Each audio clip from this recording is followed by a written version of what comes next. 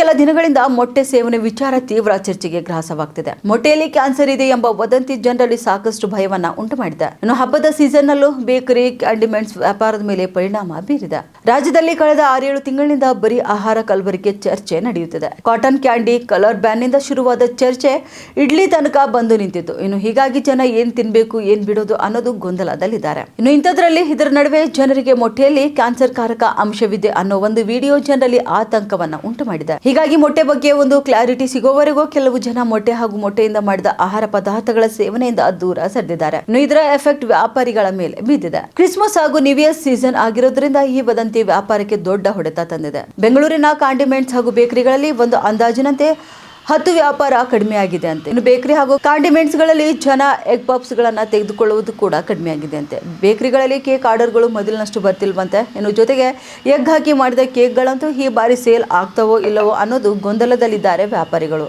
ಇನ್ನು ಕೇಕ್ ತಯಾರಿಕೆಗೆ ಹಿಂದೇಟು ಹಾಕ್ತಿದ್ದಾರೆ. ಇನ್ನು ಇದರ ಜೊತೆಗೆ ಎಗ್ಲೆಸ್ ಕೇಕ್ ತಯಾರಿಕೆಗೆ ಪ್ಲಾನ್ ಕೂಡ ಮಾಡ್ತಿದ್ದಾರೆ.